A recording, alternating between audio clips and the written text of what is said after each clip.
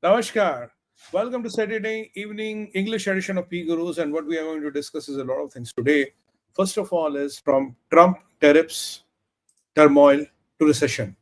Now there's a lot of talk that the world economy will go into the recession, American economy will shrink, the unemployment will rise, and a lot of people have started giving it numbers, with JP Morgan putting the number as high as 60% by the end of this year. What is this all about? We're going to talk in detail, and who are the other players involved here. After that, we are talking about in Pakistan, while there was a prestigious cricket match going on, suddenly the lights went out. And I'm not sure whether it's the stadium or is the entire Pakistan. Well, if it's entire Pakistan, I won't be surprised. Now, Trump releases a video which says how Houthis are eliminated and says they can never shrink our ship again.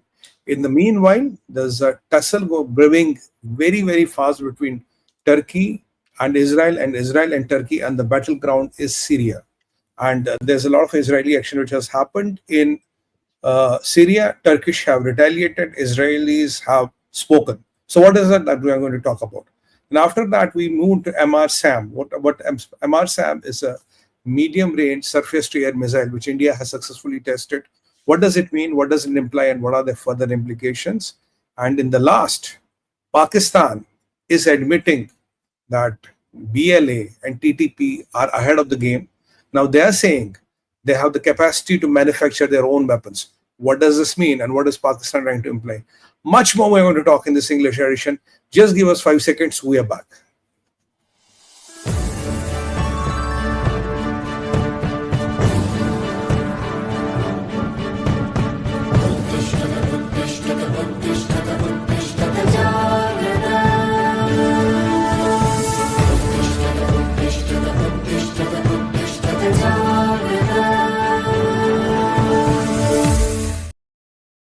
Namaskar. Hello and welcome to P Guru's channel. I'm your host Sree Iyer. I have with me Sumit Peer. See, this tariffs thing was promised a couple of months ago. Then it got deferred once, second time, and then now they are now taking effect. First, volley was served by Trump, and then Vietnam has now said that they are going to make their tariffs zero to US imports. That from 94% or 92%. This is a huge climb down on part of Vietnam. But we also know that Vietnam is sort of like a satellite colony of China. So correct. Is China going to try and push their things through Vietnam and try to escape this tariff ban? That's the question that is on everybody's mind. But United States says it's prepared. It knows what Vietnam is capable of manufacturing. And suddenly if it says, I've got 10,000 tons of steel to sell you, they know there is no steel plant there. So it's not so easy for China. This is just one of the conundrums that we are going to try and look at today. Sumitji has all the information. Sumitji, over to you. Namaskar, sir, and in the name of Bhagwan Sree Ganesha, let's do the Sree Ganesha of today's vlog. Well, friends, look, we have been talking of tariffs. We talked in the last episode what are the implications, what are implications to the world, and what are implications to the India as such, and how India is going to manage it, and how far India is insulated, and how far India can insulate itself. I think we had a hell of a session, and thanks for all the support we got. Now, as tariffs have moved forward, well, the implication on other parts of the world are not as friendly or are not as insulated as it's in case of India or Bharat. We are seeing a lot of turmoil. We are seeing a lot of upsetting of supply chains. And what we have been talking about, the 76% tariff overall on China is really, really upsetting the Chinese economy. And China is really succumbing to the pressure. And China first tried to retaliate, saying we are going to impose the counter tariffs. And then finally they said, can we talk to you Americans? Trump says that China has panicked. As per Trump, the China has panicked with the tariffs. And that is exactly where I agree with President Trump, that China has panicked because they cannot handle this kind of a tariff thing. And all these ideas of Chinese Communist Party to subsidize, to undersell, to cut the markets, to sell a car in US for $8,000 and lose $34,000 on that one car, well, those games are over now, for sure.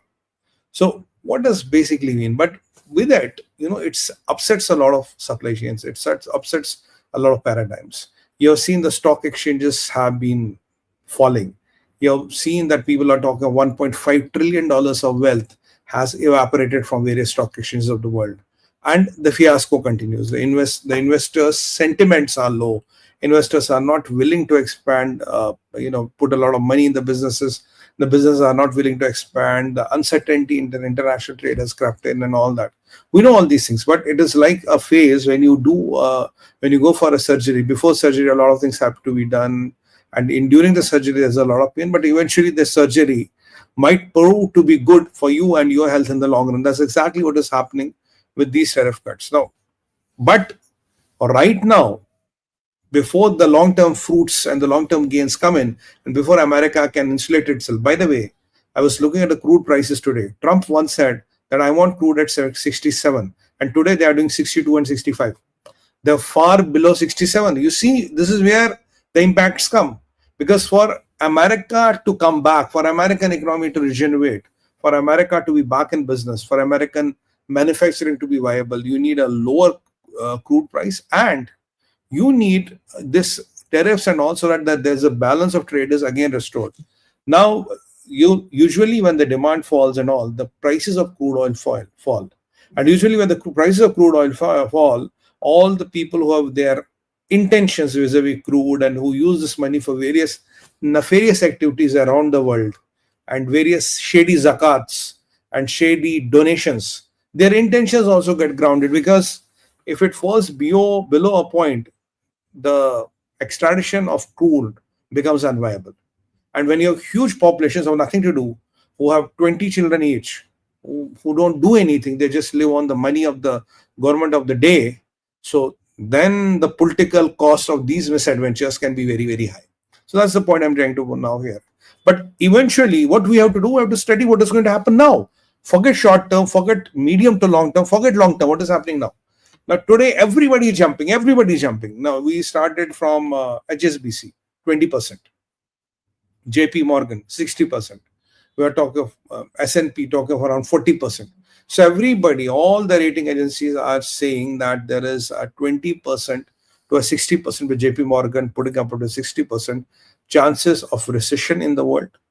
There is a 60% chance by the end of this year, that is 2025, American economy will contract by 0.3%. Some are saying 0.5%. It's not a big contraction, but 0.3 to 0.5%, and kind of a deflation, kind of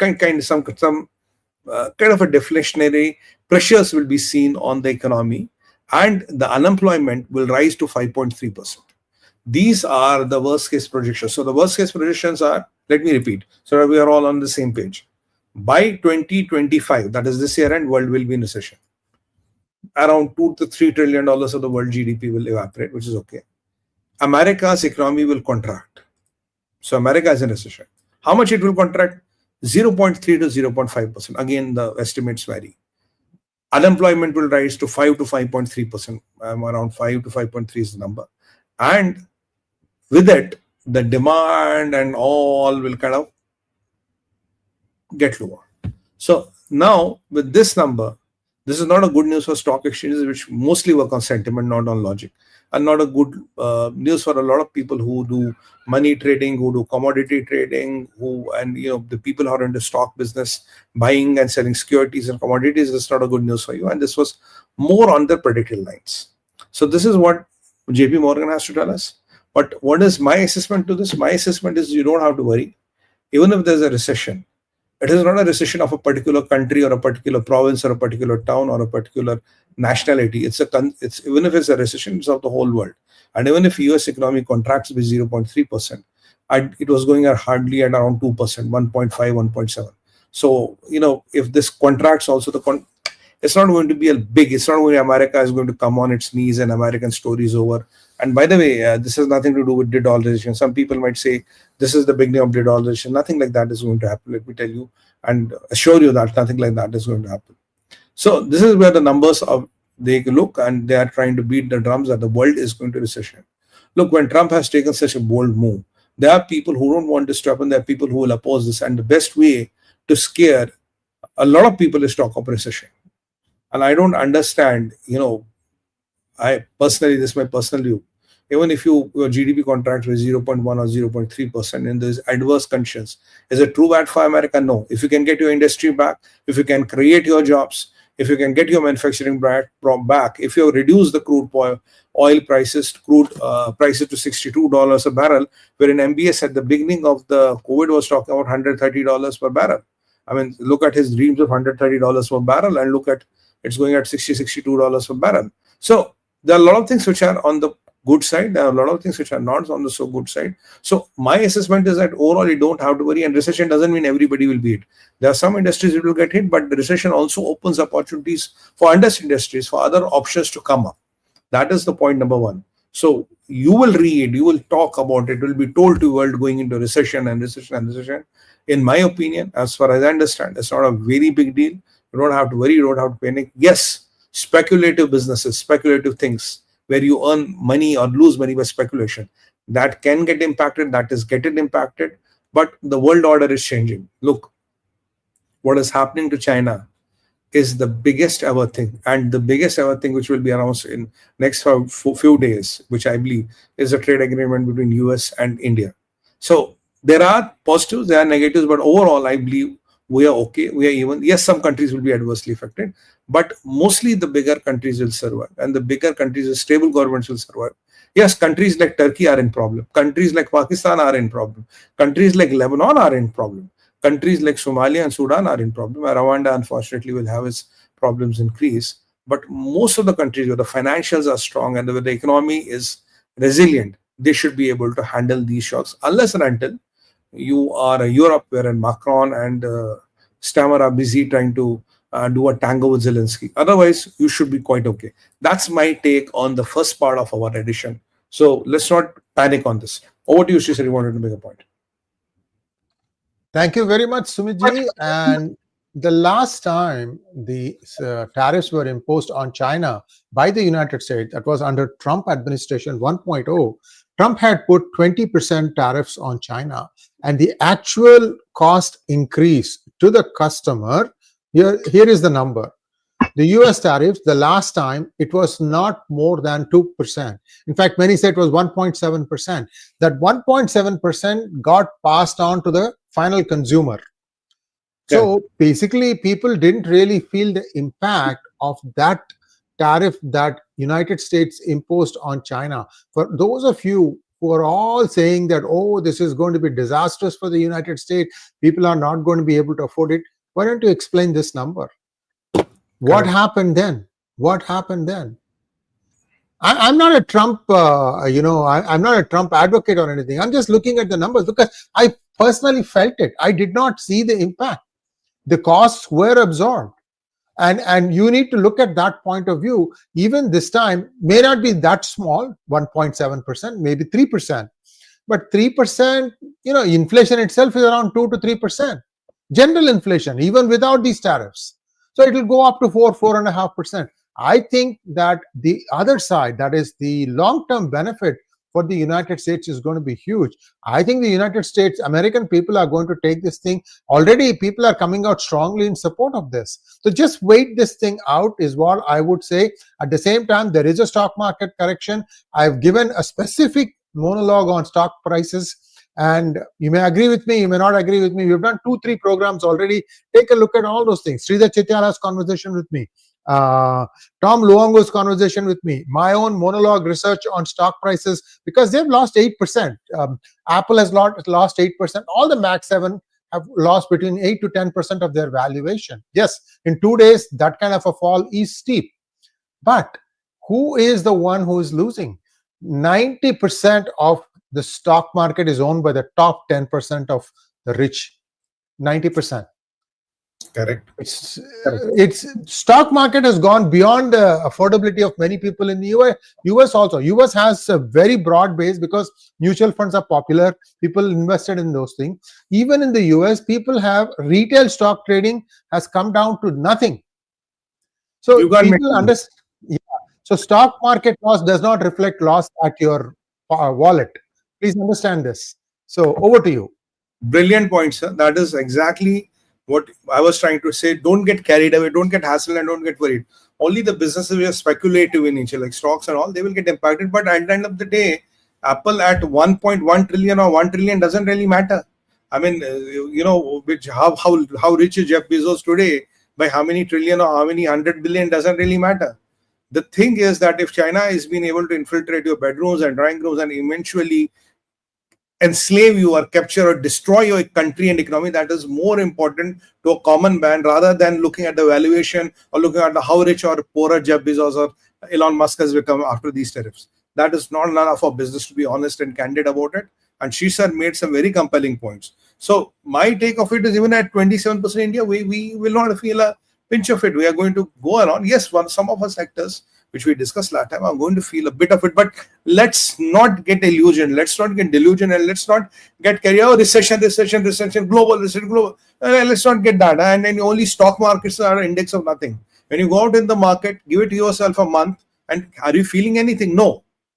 But, at the time, I'm not trying to compare the two. But, there was a lockdown due to COVID. When we survived that, the lockdown, global lockdowns in COVID, we survived that. Economies were kept to halt. Ghar mein baitho sab. Everybody is staying at home. When we survived that, this is nothing as compared to that. And this is a pre-surgery correction. This is required for the surgery to happen. This is a necessary part of the pain which we have to live with. We can't let these autocratic forces, communist forces, come and destroy our lives and our future generations. That is very sure. And as I told you, Trump has two countries on agenda. I've been telling this for months. China and Iran, and this is exactly where it is coming to. So after that, we go to Pakistan. What's happening in Pakistan?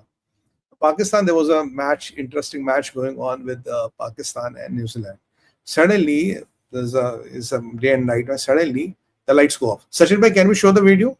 And you have to see how did the people react and what exactly is happening. What an embarrassment. What an embarrassment to the Pakistan. And this tells you the state of things in Pakistan, how bad they are gone. And I have a lot of information to share about Pakistan as well. But once Sachin bhai loads the video, then we'll try to show you that.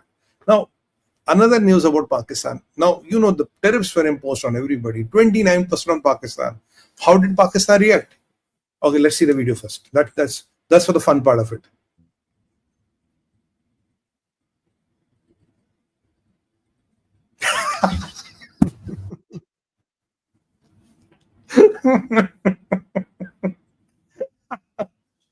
This is Jinnah's Pakistan. This is the Pakistan of 70%, 20%. So next time, New Zealanders, carry a flashlight with you, because when the lights will go, we say, "Hey, hold, shh. Flashlights." This is how Pakistan is, and what a national embarrassment. But these people don't really matter. Now, what is the information about Pakistan? We have three pieces of information. But the match was played in New Zealand. How did this show up in Pakistan? No, it wasn't played in Pakistan, if I'm not wrong. I think the match was played in New Zealand. Maybe somebody was watching it in a stadium and the power went off. I don't know. We'll have to do some more research on that. Let's move on. Yeah. Okay. Now, after that, what happened when the tariffs were imposed on Pakistan? What did Pakistan do? What is the impact on Pakistan? That's interesting to talk. 29% tariff on Pakistan. What did Pakistan do? Nothing. What did Pakistan react? Nothing. What did Pakistan try to do? Absolutely nothing. And now the media Pakistan is fuming. Hey guys, is there a government here? Is there somebody still here who's running the country? Because for army generals, they don't understand tariffs. It doesn't matter. They're only interested in loot and plunder. The politicians are non-existent. So let's do the analysis for them. Yes, let's do the analysis for them. The first analysis we do for them is that, when you talk about these 29% tariffs, the first thing what we come to know, is that what is the industry of Pakistan which is impacted. Pakistan has main two export items. The biggest industry which Pakistan has and exports is cloth and rice. Minus cloth and rice, they are literally into nowhere in the export business. Now, with these tariffs on cloths and rice, Pakistan's industry is devastated because cloth is the biggest industry, is the biggest export which Pakistan exports. The industry was suffering. There were a lot of issues. There were a lot of raw material problems. The power went high. The GST went high. The taxes went high. The tariffs went high. And after 29% tariff, I think the story of Pakistan's export, and the only Pakistan's export of cloth, is over. And at this percent, Pakistani rice cannot sell. Anyway, if you look at the current situation, what we are seeing right now, because we have stopped a lot of river water from Rabi going there, the additional water. So cotton, sugarcane, and rice, they're the crops which need water right now. With 47 to 67% water shortage, the Pakistani crops are bound to fail this year. So Pakistan will not have, I don't know how to put it, will not have a crop yield what expected. It might be some 20, 30, 40% of what they would have anticipated as compared to last year. So there's a grey water shortage. There's a very high water shortage in Pakistan. Crop failing, and with these tariffs, goodbye. And the problem is that nobody in Pakistan is talking about this. And as the media is bringing, hey, do we have politicians here? What are politicians busy with? Let's talk that. And what is Pakistan talking? The news from Pakistan is, on average, 50 people are dying every day. Some people told me 1,000, but now I calculated and I cross-checked with the various sources. They're telling me almost 50 people are dying every day. And wherever an incident happens, what does Pakistan do? They immediately put the services to 2G. So when you put the services to 2G, no data, no video, nothing moves out. That is how they are able to control. And last time we told you, Asim Malik told that now we have lost the count of dead. We can't even count our dead. And people are even telling me they're letting their bodies rot. They're not even collecting the body, so that there's no funeral, there are no funeral processions, there are no pictures, no social media. So they are not even collecting the bodies. So this is what is happening in Pakistan, and politicians are dead. I think Zardari or what is his name? Shahbaz, one of them has got COVID. And that is the only news we have heard from a Pakistani politician. Minus that, Pakistani politicians are missing in action. And incidentally, these politicians who are not talking about the tariffs, who are not talking about what these tariffs and what have they spoken about this New Zealand incident. Our editor had just told them it happened in New Zealand, and Pakistani said we just felt like home. You know, lights going is just not a problem. 𝗥𝗘𝗙𝗧𝗍 𝗧, you know, just at home. It's okay. For New Zealanders, it might be something big. For them, it was just like home. Now, what is the Pakistan saying? Pakistan's permanent representative to the United Nations is saying, in Balochistan and in TTP, we are in a dire state because United States of America has left billions of dollars of weapons in Afghanistan, and these weapons have found their way to Tehrik-e-Taliban and to Baloch Liberation Army, and it's because of these weapons and because of these billions of dollars of weapons which Americans left in Afghanistan, we are getting beaten black and brown. Another situation is Pakistan's army chief has thousands of resignations on his table. His commanders are not following his orders. Nobody wants to get deployed to Balochistan or KPK.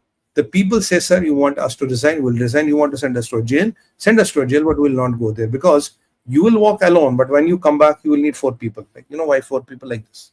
You'll need 4 people to carry on your shoulders. Or Asim Munir might choose to let you rot. He may not bother to get you back. So that is what the plight is. And now these Pakistanis are blaming their failures on the American weapons which were left in Afghanistan. Now we all know for sure BLA and TTP both have one capacity. They can make their own weapons. They are good gunsmiths and they have developed this capacity. Within Afghanistan, you can literally make copy of any weapon. It might not be as good as accurate, but the copy works. And the weapon in US might be $2,000, and you can make it at $100, $150. So they are the people with gunsmith capacities. They are the people who make their own weapons. They are the people who make their own ammunition. So when these facts are known to the entire world, why is Pakistan blaming Americans for the weapons? And if Americans left the weapons there, well, CIA would have their own plans. Why do you think Americans left the weapons there? They could have destroyed it. How much time does it take to destroy weapons? It will take not more than 2 hours to destroy the entire lot. If the weapons were not destroyed and left there, there was always a purpose, there was always a plan. And Pakistan is literally down the barrel with 50 deaths happening every day and not getting reported. And what reiterates the fact when General Asim Malik, the head of ISI, says, yes, we have lost the count of dead and Pakistan army is in a dire situation and nobody is willing to take orders in KPK and in Balochistan. And this admission in the United Nations is, when you add all the dots of the puzzle, gives you a picture. Pakistan has literally given up on Balochistan and KPK and is trying to blame the weapons Americans left in Afghanistan for the debacle, not they are incapable and useless army. That is where the cover-up of the whole situation is. So Pakistan, very bad situation. And on Eid, I was told more than 50 attacks happened, those small attacks. Every attack, 2-3 people dead. And the people who have been, as per my sources, the people who have been eliminated are more than 100. This happened on the day of Eid. So Pakistan never reported it because there's now only if you have 200 people dead, you have 300 people dead, incidents like that get reported. If you're 5, 7, 8, 10, 12, 15, they are not good enough to get reported now. That Pakistan's casualty threshold has increased. So if it's in multiples of tens, or if it crosses hundreds, it gets reported. If it is below that, it's like, soup of the day. We don't bother to report that. That is where the Pakistan state of affairs is today. After that, let's go to Houthis. Now, Donald Trump has released a video wherein Americans are really eliminating Houthis. And what Trump said is, the video shows there were a group of Houthis getting together. They were trying to do some planning and all. American plane comes and eliminates all. And they said they will never ever drown our ship again. That is what the Trump releases a video. Now, for the first time, there's the President of the United States releasing a video wherein Houthi terrorists are getting eliminated. Usually, they will show videos wherein some things are on fire, some dumps are got eliminated. No, there are men standing on the ground, and there's a plane which comes, and all of them get evaporated. So Trump is sending a very strong and a direct message. Look, when it comes to Houthis, I mean business. I know what to do. And Iran has been categorically told. Mandate says, by the way, yesterday Iran sent a message to MBS to Trump. We are not seeking war. That is Mohammad Barkhazian. But I see Iran is changing its stance every day. They say, I don't know what are they up to. So they are trying to send a message to him. Look, Mr. Trump, we are not meeting the war, but if there's a war, we'll fight it. Therefore, yesterday they were saying something else, and tomorrow they might say completely something else. But what I'm seeing after what is happening to Houthis, Iran has started chickening out. And the St. Vincent, which is supposed to reach, I think today or tomorrow, it will be exactly at the position where Americans wanted to reach. And meanwhile, as per the information and the open media, a lot of nuclear-powered and nuclear-armed submarines have reached the Gulf waters. They're already in the Gulf waters. So there's a very clear message to everybody and anybody, fall in line. Because you can see a lot of aircraft carriers and all, but how many subs are there in the waters? Nobody can really take a guess on that. So that's what is happening on Iran. Now that I have to talk to another aspect of Iran, Turkey, and Israel. Before that, I hand it over to Sree, then I'll come back. Ji. One of the things that we need to look at in all these situations is what the vernacular dailies are reporting. What are the vernacular channels inside Iran are reporting? See, they will say one thing in English and they'll say a totally different thing in Farsi to try and keep the flock together, how we are standing up to the United States and so on and so forth. So there's always this dichotomy, double-tongued speech that happens. America doesn't have that option because its mother tongue is English and they think in English and their statements are in English. So this is one of the things where others know what America is thinking, but America tends to not know what the others are thinking. Correct. And I want to make a... Yeah, please go ahead. Now, she said there was an interesting thing. I was looking at the various scenarios. The various scenarios out that people are discussing how Iran is going to kind of, attack America, or how Iran is going to manage American attack. I'm not a military person. I'm not military trained. But when I looked at all the possible scenarios, I think they're all scenarios for suicide. So they should call them suicide plan 1, suicide plan 2, suicide plan 3. I think when I look at them, they look kiddish, they look childish. I don't know what Iran is up to and how many things he can do. So there, practically, if you ask me today, there is no Iranian plan which can work. As far as I understand, being a common man on the ground. So you don't need military brains and intelligentsia to decode them, because there was literally nothing to decode. Just those haphazard, hazy plans with inshallah, mashallah, alhamdulillah, we'll do this. And which really don't account for anything. So that is what the Iran's plan is. So minus Khamenei's rhetoric, there's nothing left. There is no steam in the Iran's plans. I've looked at all the 7 scenarios what they have spoken about, 7 or 8, and none of them even was viable by 10 or 20% to be considered as option. That is where it looks to a common man. Now, coming to after that, now there's a very interesting situation which is brewing up in the Middle East. It is here Israel, Turkey, and Syria. Last time we told you that Turkey has landed its F-16s in a Syrian base, and there are 3 bases which they are trying to build. One in Aleppo, one in Paramir, and one in Mejabil or something. There's a place called there. So what did Israel do after? I think we reported, and Israelis will know it much before us. So what did Israel do? Without talking anything, Israel went and bombarded a Turkish base in making. They were trying to make a base. I think it's Pamir. Pamir is the nearest to the Israeli border. They went and they have destroyed that base. I told you that they are moving those big concrete blocks and they are trying to make those full bases and ammunition dumps and all. So day before yesterday, Khalifa was taking that we are going to make our bases and we are going to teach a lesson to Israel and we are going to do this, we are going to do this, and we are going to do this. I will not let this happen, will not let this happen, will not do. And the usual stuff, oh, Muslim, Islam, you know how he makes his sales pitch I would call it. Now, after Israel's bombardment, one base is eliminated. And Israel has clearly stated, look, we will not tolerate Turkish military presence on Syrian soil. Not near to Israeli border or not border is not a concern. We will not tolerate it on the Syrian soil. If we see that these people are present on the Syrian soil, we'll do whatever is in the best interest of Israel, that is going to eliminate. Now, when this happened, when Fidan Haqqan was questioned, what is happening here? Do you want a comment? He says, look, we are not interested to fight with Israel. We're not interested to fight with Israel. But if Israel tries to challenge the territorial sovereignty of Syria, we'll be compelled to take action.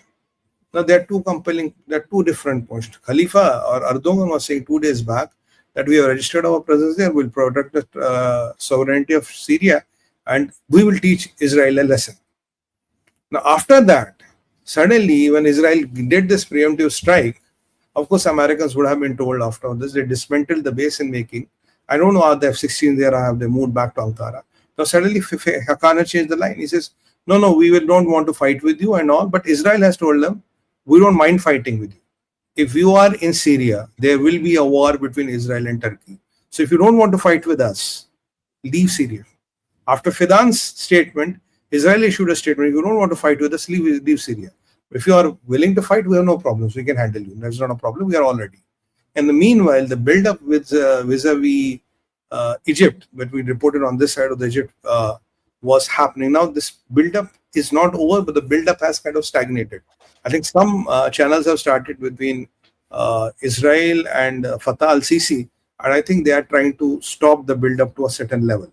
But have the tensions escalated? Is Egyptian army back? No, the tensions have not escalated. But yeah, numbers are not swelling. That is what we can report. And on the side of the Syria, one base, what we are making is eliminated.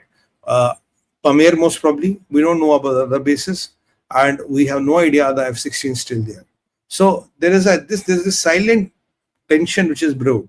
Now, knowing Khalifa and knowing Erdogan, he will not like an egg on his face because his military ambitions and his plans vis-a-vis Syria are eliminated.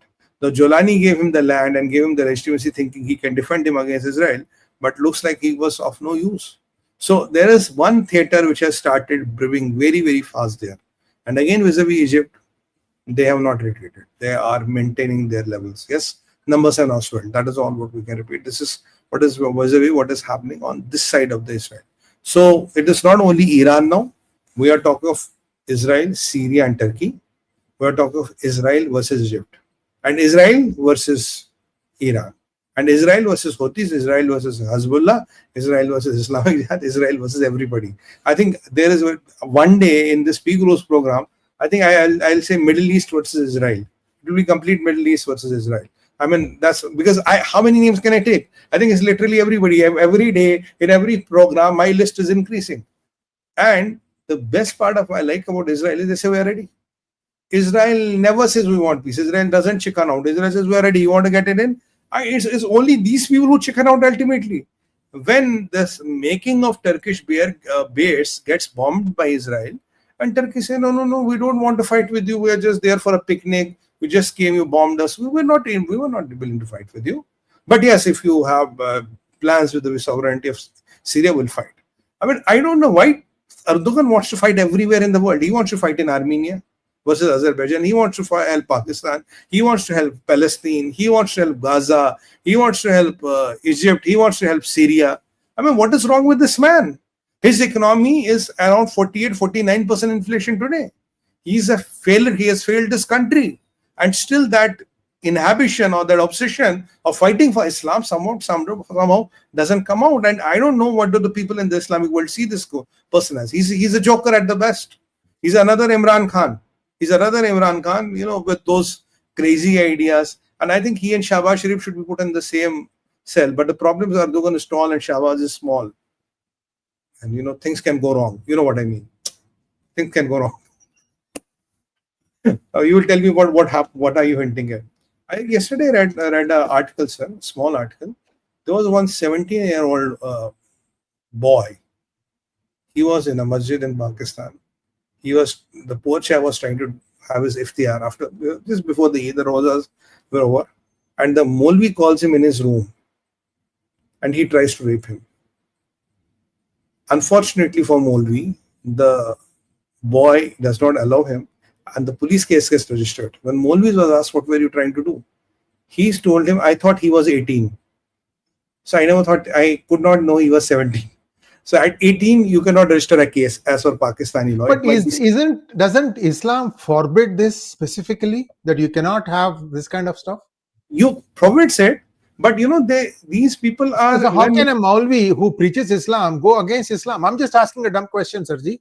Oh, sir, this is if the hens, ducks, dolphins, goats, and silencers of the car are not safe in Pakistan, how can be a human person safe? And by the way, 90% of the rape reported in Pakistan is on a male child.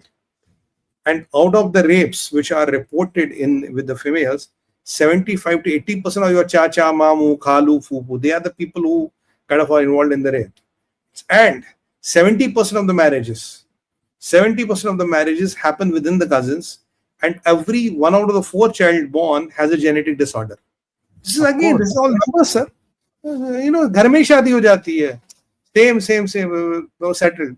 So this is the reality of Pakistan. So likewise, that's why I said, keeping them in the one prison cell may not be a good idea. So I changed my statement. That's where the connotation was coming. We should not keep them in one prison cell. It can be dangerous. Dangerous consequences. Yeah, we're running out of time as always. Let's talk about MRSAM Club. I'm also very curious. Sure. Now, what are these MRSAMs? Medium range surface to air missiles. What DRDO did, DRDO had issued 4 NOTAMs. In 2 days, 4 successful tests were carried out on MRSAM's mid-range surface to air missiles. It is in coordination with Israeli aircraft industries. DRDO was working. Congratulations to the Bharat, Raksha Mantri ji, DRDO, and all the scientists who have worked on this. We are proud of you. Now, what is this MRSAM? A mid-range surface-to-air missile is a missile which is used mostly in these defense systems. Like China has HQ-9, China has HQ-16s. And this is a missile which is able to handle your targets anywhere from 70 kilometers to 150 kilometers in the air. They go at a very fast speed. If you look at India's arsenal was not having an apt weapon here. Like Israelis have Barak 8. I think Barak 8 is what they have. So now with this kind of a missile, it's almost like a Barak 8, which is a very successful and a very potent weapon internationally and globally. India has developed a parallel weapon as per that, because Israeli aircraft industries is involved in that.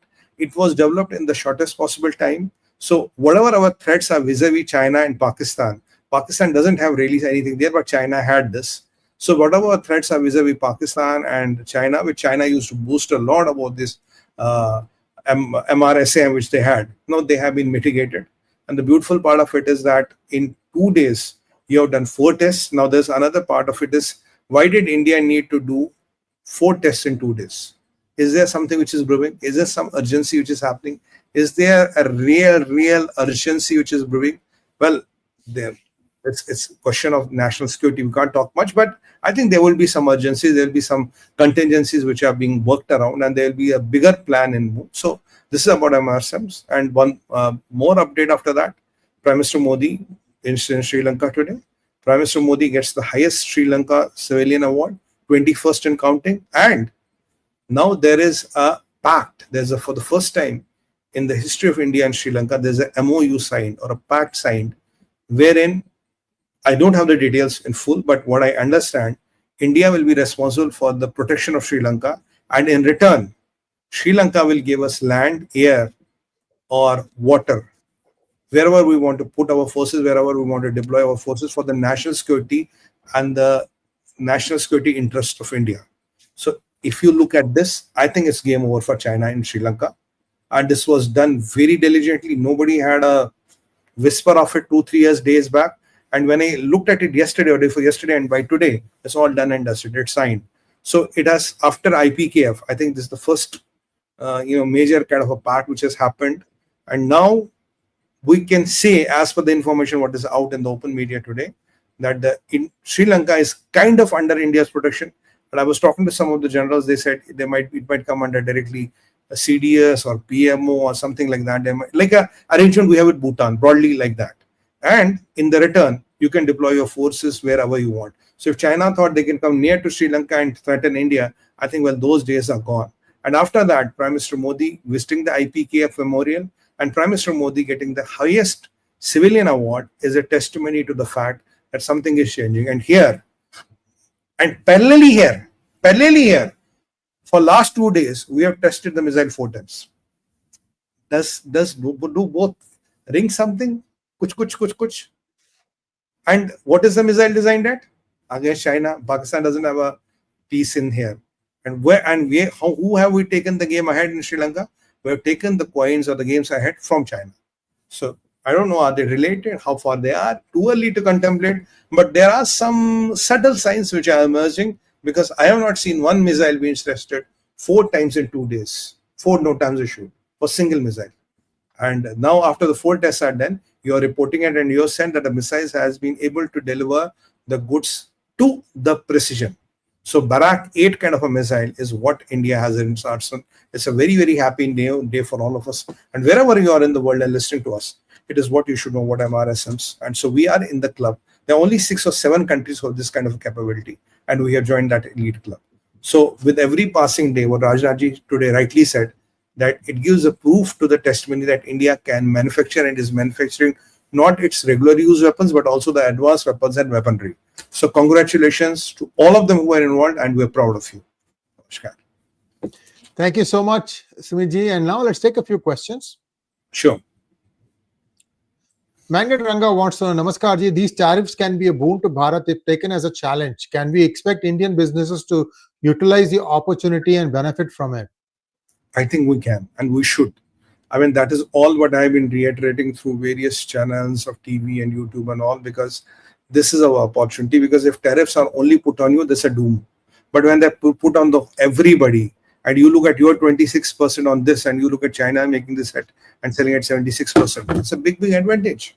You know, Trump has done the reset. वो समुद्र मंथन हुआ था ना रंगा sir. It's something like a समुद्र मंथन. It has started. Now you want to be the Neelkant or you want to be the Vishnu. Depends on you. Shiv Shankar had all the wish, Mahadev, and Vishnu had all the Amrit. So let's make sure no Rahu or Ketu crops up in the meanwhile.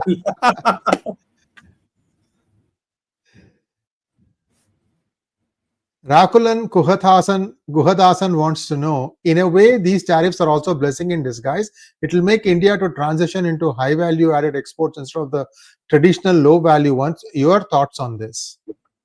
Yes, it is. We have to act very, very fast. And my suggestion to the government of India would be, even if it means putting tariffs on some of the Chinese products, which don't suit our taste buds and our economic compulsions, the time has come to even put tariffs on that. Because China is already shaken and broken. एक हिंदी में कहावत है, टूटी फूटी सरकार को एक धक्का और दो. And in English, if I translate it broadly, it's a straw on the camel's back, which broke the camel's back. So why not? Next one, please. Maithili wants to know, Sumit ji, what would be the impact on India with this global recession? Not much, only IT sector will be a bit impacted. There will be impact on the IT. Electronic sector will be a bit impacted, but overall, if these two sectors go a bit down, the other sectors will open up, the other sectors will boom and blossom. So overall, we will not have much of an impact, hardly any impact. In fact, this might be a big opportunity which Trump has thrown at our doorstep. It's up to us how much do we want to cash or leverage on it. Next one, please. Sir, how much Chinese investor lose the money in US stock exchange? That is a question. बहुत, lot. I'm honestly, 𝗟𝗡𝗙, I was trying to get my head around it. I could not find a number. If I would be the first person to give you that number. Even if I find by tomorrow morning, I'll be the first person to let you this number on Endgame China. Well, I love to see this situation because, these people always thought they could use the world order to destroy the world order. They thought, I'll make a car, I'll sell you a car at $8,000 and lose $34,000 in the back end, or 24, and still try to sell you that car because in the end, I want to destroy your industry. That's what China thought. Now they are killed by their own Chinese bullet. Sun Tzu never told them that if my sword gets into my enemy's hand, the sword is fast enough. My neck is no exception. But Sun Tzu forgot to tell them that. I'm teaching free. Rajaraman wants to know, this propaganda about recession will induce farm production in India, reduce, I think, farm production in India and US. Your views on this, sirs? I am telling you, sir, that this is why we took this subject today on P-Gurus. We wanted to really make nuts and bolts about it very clear. Let's not get carried away. At times, media looks for TRPs, looks for this, and people like these JP Morgans, whom do they survive on? Sree sir made a very valid point. Do you think they survive on your and my money? No, they survive on the money of biggies, and their biggies money is what concerns them. A money of Apple, a money of Blackstone, a money of Ambani for that matter, or Kushners and all this, or Rockefellers, is that when they are talking about that and when they're predicting these doomsday things, they are vis-a-vis those elite people who contribute to 98% or 97% of their profits in business. It's not about you, me, and Mr. Iyer and all watching. We don't matter to them. क्या फर्क पड़ता है उनके लिए? So all this prediction and analysis are for them, but eventually they get percolated and pushed down our hearts and minds. Next one, please. Muthukumar Sundaramji says, P-Gurus, USA's strength comes from engagement of other countries with it. What if others react, calibrating their response? Others start calibrating their response. In other words, what if USA not to achieve objectives by these steps? Muthukumarji, I'll give you some basics. 36% of all world trade is happening with United States. That means that 1 in 3 products manufactured, anything, 1 in 3 is ending up in United States. And if you look at the United States GDP as a fraction of the world's GDP, it is 25%. 25%. So there is a gap right there. 36% consumption, 25% is the actual value. So where is that 11% coming from? Just think about that. These are all numbers published by a lot of people. I think we will keep talking about this because you need to drill down into the details. We believe that at P-Gurus, we have done a lot of programs on what exactly is going on. Why tariffs? These tariffs just one step in a multiple sets of steps. Viewers, you don't know this, but I can tell you from experience.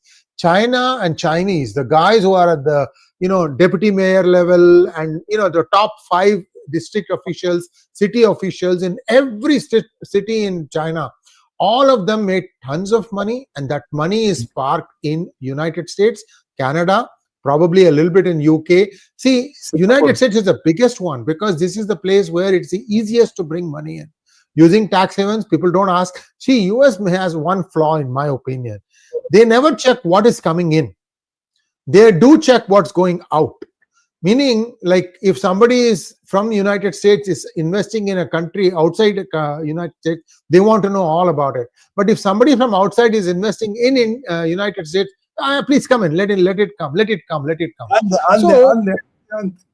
Yeah, for the last 30, 40 years, right, much of the official office space in United States has a Chinese hand in one way or the other. Then during the first era of Trump, I'll finish it in just 20 seconds.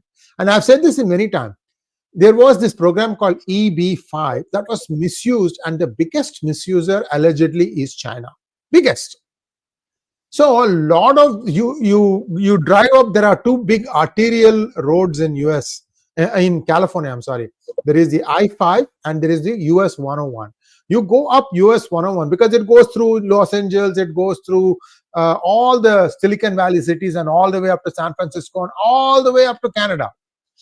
This road, if you look at it, you look at left and you can look at right, there will be hundreds of towers built, all supposed to be residential.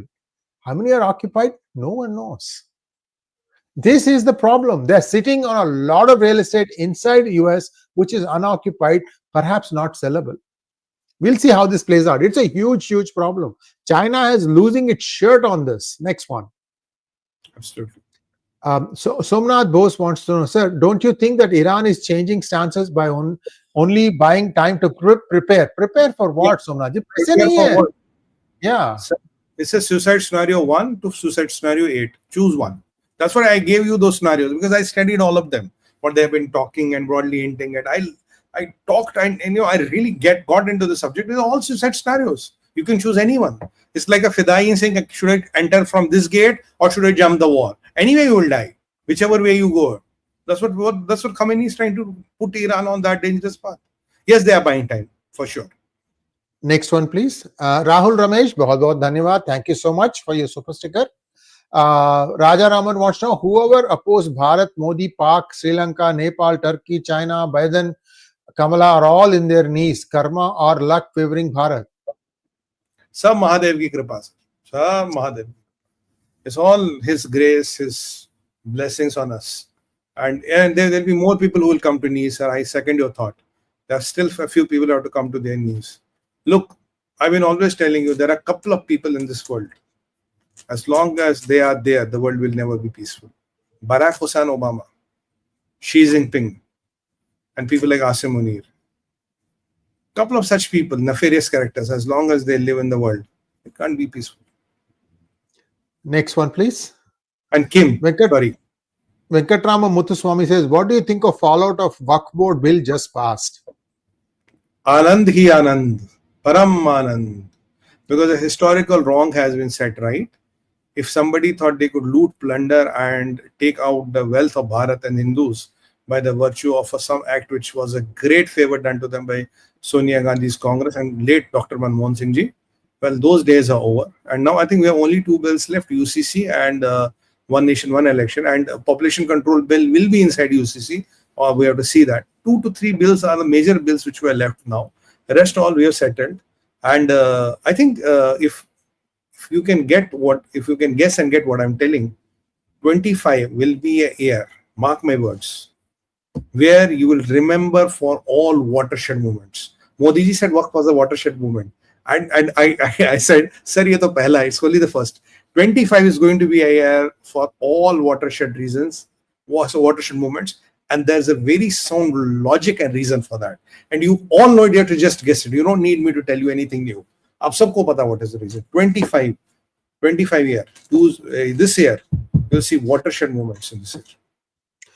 Next one, please. Vijay Kumar Srivastava wants to know, do you think, sir, that increasing greed tariff by Trump, should India change his strategy? No, we don't have to. It's not, we don't have to. Because we are talking for BTA of $500 billion in 4 years. 120 billion is the trade right now, 25. By 30, I'm talking $500 billion. Yeah. Well, we are quadrupling the trade in 4 years.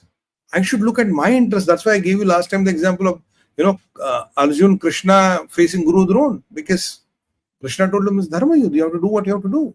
So we don't have to bother about China, cultural ethos, ye, wo hai. In fact, think about Bharat and Bharatiyas. That is what matters the most. Next one, please. Simanta Das wants to know, how is the defense manufacturing sector in India getting affected?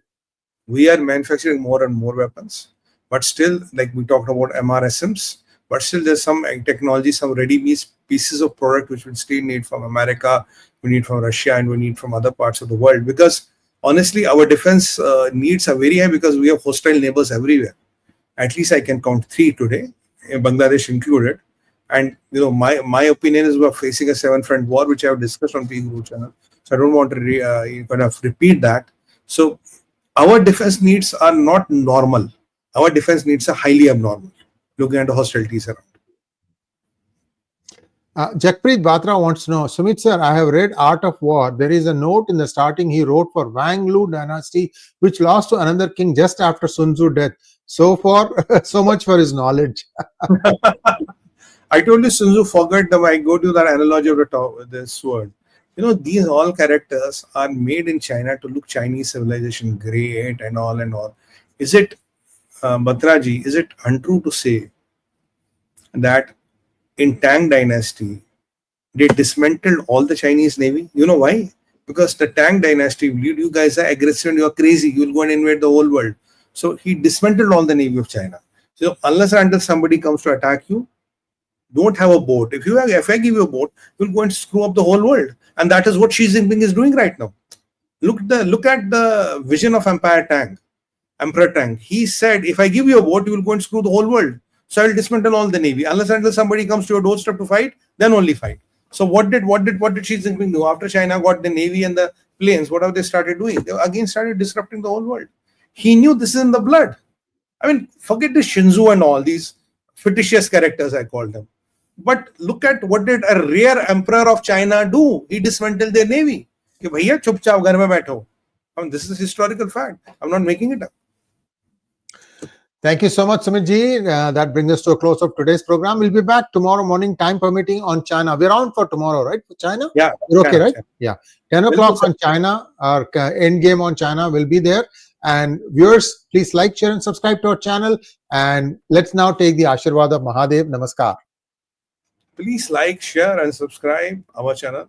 Forward this video, press the like button and the subscription button, press all, and give us your blessings as always. On that note, Bharat Mata ki jai, Vande Mataram, and Har Har Har Mahadev. Mahadev. See you tomorrow morning at 10.